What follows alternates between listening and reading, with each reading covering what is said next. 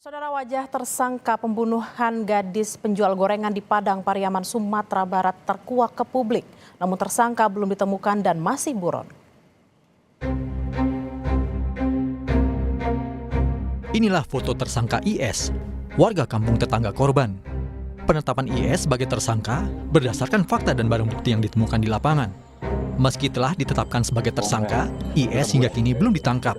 Tim sus gabungan dari Polda Sumbar dan Polres Padang Pariaman terus melakukan penyisiran ke sejumlah lokasi untuk menemukan tersangka yang masih buron. Kami lakukan penyelidikan yang intensif dan dari keterangan saksi dan fakta-fakta di lapangan untuk terduga pelaku inisial IS sudah bisa kami tetapkan sebagai tersangka. Tersangka ini yang sudah kami tetapkan adalah warga sekitar sini. Mungkin sedikit banyaknya dia sudah menguasai Medan. Namun tetap itu tidak menyurutkan tekad kami yang tetap berusaha semaksimal mungkin dalam mencari tersangka. Tersangka pembunuhan gadis penjual gorengan masih berstatus buron dan beberapa kali terlihat di pintu kampung. Hal ini membuat warga di Kecamatan 2x11 Kayu Tanam, Kabupaten Padang Pariaman, Provinsi Sumatera Barat ketakutan. Pasalnya, saat terlihat, tersangka tampak menenteng senjata tajam. Saat ini, warga takut keluar rumah sendirian. Apalagi malam hari karena status tersangka yang masih buron. Warga kita banyak yang istilahnya sudah merasa takut karena pelaku ini memang kita istilahnya perbuatannya itu tidak sesuai dengan lagi, udah berlebihan. Kejam ya, Pak? Sudah kejam, jadi itu yang ditakutkan oleh warga, termasuk warga-warga kita yang wanita lah itu yang lebih menakutkan lagi. Sementara itu, untuk pendampingan terhadap keluarga korban, Polda Sumbar juga memberikan trauma healing dengan membuka layanan konseling bagi keluarga korban. Konseling lebih difokuskan untuk ibu korban yang hingga saat ini masih menyimpan luka dan duka mendalam karena kepergian anaknya. Yasinan, tahlilan, dan trauma healing. Trauma healing akan dilakukan berapa lama nih, Pak? Apakah akan berlanjut atau seperti apa?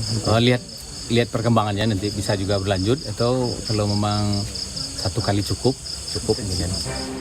Untuk memburu tersangka, polisi menerjunkan anjing pelacak untuk mengendus keberadaan tersangka.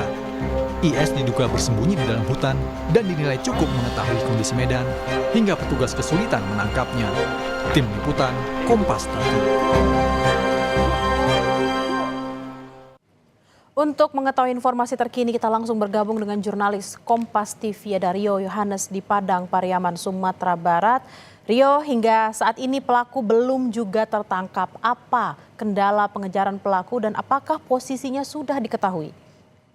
Ya, Bella dan juga saudara, saat ini saya berada di Kampung Padang Kabau, tempat di mana terakhir kalinya tersangka ini terlihat oleh warga. Dan untuk penyisiran memang sampai pagi ini tetap masih dilakukan. Itu area sudah disterilkan oleh pihak kepolisian. Tidak ada lagi masyarakat yang bisa beraktivitas di kawasan tersebut karena ini masuk ke wilayah yang dicurigai tersangka berada di sana.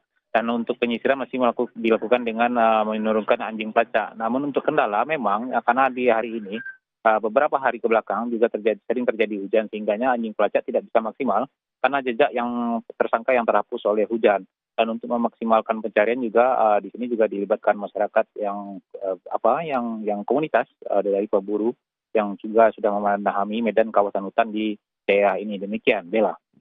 Rio, polisi juga mempersempit gerak pelaku. Apakah warga ikut dilibatkan dalam pencarian korban?